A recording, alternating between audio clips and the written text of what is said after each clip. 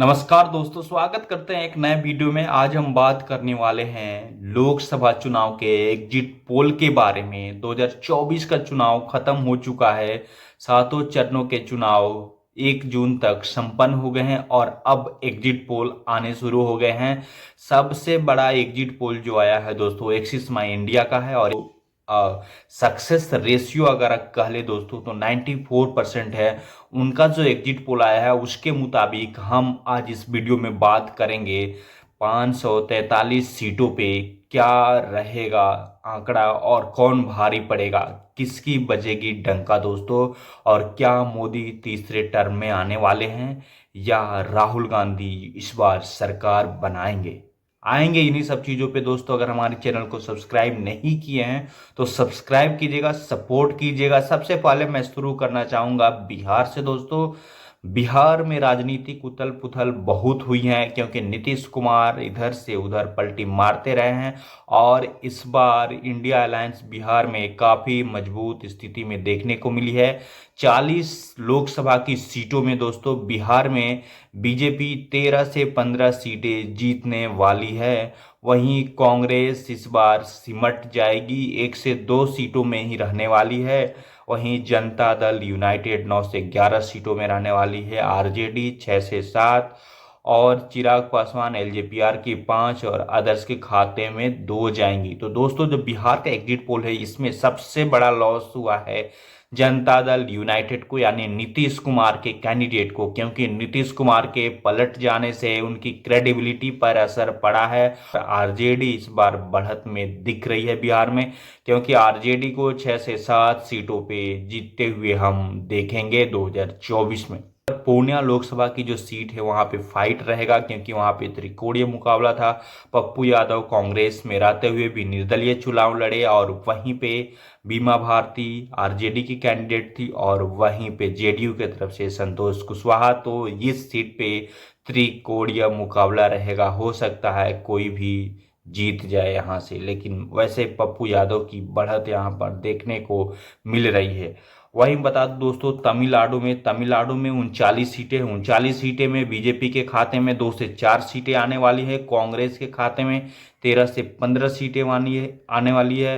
DMK के खाते में दोस्तों 20 से 22 सीटें आने वाली है और एआईडीएमके के खाते में 0 से 2 सीटें आने वाली हैं। वहीं दोस्तों अगर बात करें कर्नाटक में 28 सीटें हैं जहां पे बीजेपी को 20 से 22 सीटें इस बार मिलने वाली है। जी हाँ दोस्तों, कर्नाटक में इस बार काफ़ी अच्छी स्थिति में बीजेपी दिख रही है, 20 से 22। वहीं जेडीएस का 2 से 3, जो प्रज्वल रेवन्ना का जो अलायंस है बीजेपी के तरफ से उनका 2 से 3 और कांग्रेस को 3 से 5 सीटें मिलेगी। केरला में दोस्तों बात करी जाए, केरला में 20 लोकसभा की सीटें हैं जिसमें बीजेपी को 2 से 3 सीटें मिलने वाली है, जहां पे 1 सीटों पे सिमट रही थी या 0 सीटें आती थी। वहीं केरला में इस बार मोदी जी का जादू चला है और 2 से 3 सीटें दिख रही हैं और कांग्रेस की 13 से 14 सीटें आने वाली है। वहीं यूडीएफ के 4 सीटें और एलडीएफ के 0 से 1 सीटें आ सकती हैं। झारखंड की बात करें दोस्तों, हाँ झारखंड में भी बहुत उठापटक हुआ है क्योंकि हेमंत सोरेन को ईडी ने गिरफ्तार किया और जेल में डाल दिया। उसके बाद उनकी पत्नी कल्पना सोरेन ने मोर्चा संभाला और इसके बाद स्थिति कुछ अच्छी रही और उसके बाद जो सीटें निकल के आ रही हैं एग्जिट पोल में वो 8 से 10 सीटें बीजेपी को मिलने वाली है। वहीं आजसू पार्टी को 1 मिलेगी, जेएमएम को 2 से 3 सीटें मिलेंगी और कांग्रेस को 2 से 3 और वहीं दोस्तों अदर्स के खाते में 1 सीटें मिलेगी। चंडीगढ़ की अगर बात छत्तीसगढ़ की बात कर दोस्तों, छत्तीसगढ़ में 11 लोकसभा की सीटें हैं जिसमें सबसे ज़्यादा सीट बीजेपी को मिलने वाली है, 10 से 11, यानी क्लीन स्वीप कर सकती है और वहां पे कांग्रेस 1 सीटों पे सिमट सकती है। वहीं मध्य प्रदेश की बात करें, मध्य प्रदेश में 29 लोकसभा की सीटें हैं, वहां पे बीजेपी 28 से 29 सीट यहाँ भी जीतते हुए दिखाई दे रही है दोस्तों। ये सबसे बड़े जो बीजेपी के लिए प्लस पॉइंट है। हिंदी बेल्ट में छत्तीसगढ़, मध्य प्रदेश में विधानसभा के चुनाव में जीते थे, उसके बाद से यह जो डेटा निकल के आ रहा है यह मोदी जी के लिए बहुत अच्छी खबर है। यहाँ पे एनडीए क्लीन स्वीप कर रही है। वहीं कांग्रेस मध्य प्रदेश में 1 सीटें ला सकती है। और यहाँ पे नेल बाइटिंग दोस्तों है, कमलनाथ के जो बेटे हैं नकुल नाथ, छिंदवाड़ा सीट से यहाँ पे फाइट चल रहा है। विष्णु विवेक और नकुल नाथ दोनों आमने सामने हैं। हो सकता है यह सीटें कांग्रेस जीत जाए। वहीं राजस्थान की बात करें दोस्तों तो राजस्थान में 25 लोकसभा की सीटें हैं। 25 में बीजेपी को 16 से 19 सीटें आने वाली है और वहीं कांग्रेस को 5 से 7 सीटों पे इस बार चुनाव जीतते हुए हम देखेंगे। पिछली बार दोस्तों 25 में 24 सीटें बीजेपी जीती थी, लेकिन इस बार यहाँ पर बीजेपी थोड़ा लुढ़क सी गई है और सीटों में कमी देखने को मिलेगा। यहाँ पे 16 से 19 सीटें ही बीजेपी के खाते में आएंगी, क्योंकि यहाँ पे जो राजपूत समाज है दोस्तों वो बीजेपी के कहीं ना कहीं कुछ वोटर शिफ्ट हुए हैं दूसरे पार्टियों में। और जाट आंदोलन जो शुरू हुआ था, किसान आंदोलन, उसमें जाटों ने जमकर विपक्षी पार्टियों को वोट किया है, क्योंकि जाट बीजेपी के तरफ से थोड़ा शिफ्ट हुए हैं दूसरी पार्टियों में। गुजरात की बात करें दोस्तों, गुजरात जो मोदी जी का स्टेट है, यहाँ पे दोस्तों 26 लोकसभा की सीटें हैं, जिसमें से यहाँ पर बीजेपी 25 से 26 सीटें जीतने वाली है। 1 सीट दोस्तों हो सकता है कांग्रेस जीते। यहाँ पर भी दोस्तों थोक के रेट में मोदी जी को सीट मिल रही है। छत्तीसगढ़, मध्य प्रदेश और गुजरात ये थोक के रेट में सीटें मिल रही हैं दोस्तों। अब मैं आपको बता दूं, गोवा में 2 सीटें हैं, एक कांग्रेस के खाते में, एक बीजेपी के खाते में जाएंगी। दिल्ली में 7 लोकसभा की सीटें हैं, जहां पे अरविंद केजरीवाल जेल में चले गए और फिर जेल से बाहर आए और फिर 2 जून को शायद जेल जा सकते हैं। वहां पे दोस्तों बहुत राजनीतिक उथल पुथल हुई है और यह दिल्ली देश की राजधानी है। यहाँ की राजनीति समझना थोड़ा मुश्किल है, लेकिन दिल्ली के लोग भी मोदी जी के साथ हैं। यहाँ पे जो एग्जिट पोल आ रहे हैं इसमें बीजेपी 6 से 7 सीटें जीत सकती है और कांग्रेस यानी इंडिया अलायंस के खाते में 1 सीटें आ सकती हैं। बता दूं दोस्तों, हरियाणा में 10 लोकसभा की सीटें हैं। यहाँ पर भी दोस्तों बीजेपी को लॉस दिख रहा है, क्योंकि 6 से 8 सीटें बीजेपी जीतने वाली है और कांग्रेस 2 से 4 सीटें। यहाँ पे आम आदमी पार्टी और कांग्रेस का अलायंस है।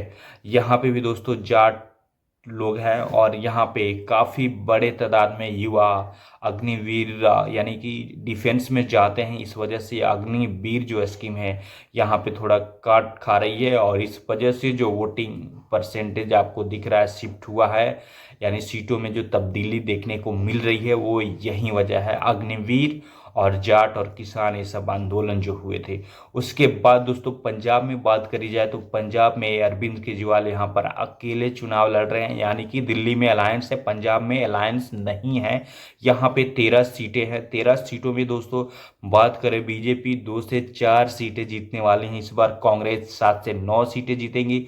वहीं पे अकाली जो दल है दोस्तों 2 से 3 सीटें और आम आदमी पार्टी 0 से 2 सीटें जीत सकती है और अदर्स के खाते में 1 सीटें जाएंगी।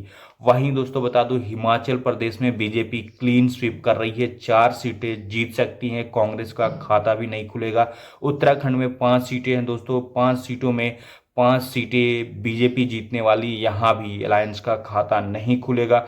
असम में 14 सीटें हैं, 14 सीटों में 10 से 12 सीटें बीजेपी जीतने वाली है यानी एनडीए, और यहाँ पे कांग्रेस 2 से 4 सीटें जीत सकती है। जम्मू एंड कश्मीर में दोस्तों 5 सीटें हैं, 5 सीटों में 2 सीटों पर चुनाव लड़ी है बीजेपी और यह दोनों सीट जीतने वाली है। वहीं पे इंडिया अलायंस 3 सीटें जीत रही है। अंडमान निकोबार और जो भी दोस्तों यूटीज हैं, दादर नगर हवेली, जम्मू कश्मीर, दमन एंड दीव, लद्दाख, लक्षद्वीप, पुडुचेरी, ये सभी जो दोस्तों हैं इनमें 5 सीटें एनडीए जीतते हुए दिखाई दे रही हैं। महाराष्ट्र दोस्तों, जहां महाराष्ट्र में यहाँ पे पार्टी असली शिवसेना कौन है, नकली शिवसेना कौन है, यहाँ पर 48 लोकसभा की सीटें हैं, जिसमें एनडीए को 28 से 32 सीटें मिलने वाली है और इंडिया को 16 से 20 सीटें मिलने वाली हैं। अगर सिलसिलेवार बात करें दोस्तों तो बीजेपी को 20 से 22 सीटें मिलने वाली है, जो पिछली बार भी यही आंकड़ा था। और ओवरऑल देखा जाए तो पिछली बार 48 सीटों में 41 सीटें एनडीए को मिली थी जब उद्धव ठाकरे साथ में थे, लेकिन इस बार उद्धव ठाकरे साथ में नहीं है। वहीं पे शिवसेना में शिंदे गुट के जो लोग हैं वो बीजेपी के साथ है। तो इस बार जो अगर देखने को मिल रहा है सीटों में दोस्तों, तो शिवसेना 8 से 10 सीटें शिंदे गुट के लोग जीतने वाले हैं। वहीं एनसीपी अजीत पवार के जो एनसीपी है वो 1 से 2 सीटों में, और जो शरद पवार का एनसीपी है 3 से 5 सीटें जीत सकती है। वहीं कांग्रेस 3 से 4 सीटें, और जो शिवसेना है जो उद्धव ठाकरे की शिवसेना 9 से 11 सीटें जीतने वाली हैं। वेस्ट बंगाल में बात करें, वेस्ट बंगाल में 42 सीटें हैं लोकसभा की। 42 सीटों में दोस्तों इस बार ममता बनर्जी वहां पे अकेले चुनाव लड़ रही हैं। वहां पे कोई अलायंस नहीं है, यानी कि कांग्रेस का देश भर में अलायंस, लेकिन जो क्षेत्रीय पार्टी है जहां पे मजबूत स्थिति में वहां पे अलायंस नहीं की है, क्योंकि यहां पे ममता बनर्जी को असेंबली के चुनाव में बहुत सारा थोक के रेट में सीटें मिली थी। इस वजह से ममता बनर्जी ने यहाँ पे अलायंस नहीं किया है और अकेले चुनाव लड़ने का फैसला किया है। यहाँ 48 सीटों में एनडीए को 26 से 31 सीटें मिलने वाली है। जी हाँ दोस्तों, इस वजह से यहाँ पे ममता बनर्जी गच्चा खा गई है और यह असेंबली का चुनाव नहीं था, यह प्रधानमंत्री कैंडिडेट का चुनाव था। यहाँ पे टीएमसी को 11 से 14 सीटें मिलने वाली है, वहीं कांग्रेस को 2 सीटें आ सकती है। तो यहाँ पे बीजेपी ने बड़ी छलांग लगाई है, इस वजह से कि संदेश खाली में जो घटना हुई वो हाईलाइटेड था और ये असेंबली का चुनाव नहीं है, यह प्रधानमंत्री का चुनाव है। इस वजह से लोग मोदी जी को पसंद कर रहे हैं। यह मैंडेट मोदी जी को लिए है। वेस्ट बंगाल में मोदी जी ने लगातार रैलियां की है, तबातोड़ सबसे ज़्यादा हो सकता है रैलियां हुई होगी। तेलंगाना में दोस्तों 17 सीटें हैं, 17 सीटों में 11 से 12 सीटें बीजेपी जीतने वाली है और कांग्रेस 4 से 8 सीटें जीतने वाली है, क्योंकि वहां पे नई नवेली सरकार बनी है कांग्रेस की। रेवंत रेड्डी वहां के सीएम है और वहां पे एआईएम यानी ओवैसी की पार्टी 1 सीट जीतने वाली है, क्योंकि वो सीट ओवैसी खुद लड़ रहे हैं हैदराबाद से। हो सकता है वहाँ पे माधवीलता को मात दें, लेकिन ये भी नील बैटिंग वाला कंपटीशन है दोस्तों, यहाँ पर 50-50 का चांस है। वहीं बीआरएस 1 सीटों पे सिमट रही है। इस बार सबसे बड़ी लॉस है बीआरएस को तेलंगाना में, और यहाँ पर बीजेपी को बढ़त दिख रही है 11 से 12 सीटें। आंध्र प्रदेश में दोस्तों 25 लोकसभा की सीटें हैं, 25 में यहाँ पे बीजेपी को 4 से 6 सीटें मिलने वाली। कांग्रेस का खाता भी नहीं खुलेगा और वाईएसआरसीपी पार्टी को 2 से 4 और टीडीपी को 13 से 15 और जेएसपी को 2 सीटें आ सकती हैं। उड़ीसा की बात करें दोस्तों, नवीन पटनायक और पांडियन का एक वीडियो ट्विटर पर बहुत घूम रहा था, जिसमें नवीन पटनायक के हाथ कांप रहे थे, वहीं पांडियन हाथ को इधर से उधर कर रहे थे। इस वजह से जो चुनाव हुआ है या जो वहाँ की मैंडेट है वो मोदी जी के नाम पर है। दोस्तों सीटों की बात करें, बीजेपी को 18 से 20 सीटें मिलने वाली है और वहीं पे कांग्रेस और जेएमएम का अलायंस है 1 सीटें। और वहीं बता दूं दोस्तों, बीजेडी को 2 सीटें ही आने वाली है, अदर्स के खाते में 0। अब सबसे बड़ी स्टेट यानी उत्तर प्रदेश 80 लोकसभा की सीटों वाला यह राज्य, यहाँ पर बीजेपी पुरानी सीटों का जो आंकड़ा था वो दोहराएगी। 64 से 67 सीटें जीतने वाली है और एडीआरएलडी और एसबीएसपी 3 से 5 सीटें और एसपी और तृणमूल कांग्रेस 7 से 9 सीटें, यानी अखिलेश यादव 7 से 9 सीटें जीत सकते हैं। यहाँ पे कांग्रेस 1 से 3 सीटें ही जीतेगी। वहीं पे बहुजन समाज पार्टी 1 और अदर्स के खाते में 1, जहां बहुजन समाज पार्टी पिछली बार 10 सीटें जीती थी। लेकिन ओवरऑल अगर देखा जाए दोस्तों तो इंडिया इस बार 67 से 72 सीटें जीतेगी और इंडिया अलायंस 8 से 12 सीटें ही जीतेंगी। इस वजह से दोस्तों ये जो एग्जिट पोल है दोस्तों, ओवरऑल अगर देखा जाए तो 350 प्लस सीटें मोदी जी के लिए इस बार आने वाली हैं और वहीं इंडिया अलायंस 150 प्लस का आंकड़ा ही छू पाएगा। इस वजह से दोस्तों इस बार जो मैंडेट मिली है मोदी जी के नाम पर मिली है और मोदी जी फिर तीसरे टर्म में आने वाले हैं। यह 4 जून को कंफर्म हो जाएगा। जो एग्जिट पोल जितने भी आए हैं दोस्तों अभी तक, उसमें बीजेपी यानी एनडीए को बढ़त दिखाई दे रही है। ऐसे ही वीडियो को हमारे चैनल पर सब्सक्राइब कीजिएगा। मिलते हैं किसी अगले वीडियो में, तब तक के लिए जय हिंद, जय भारत।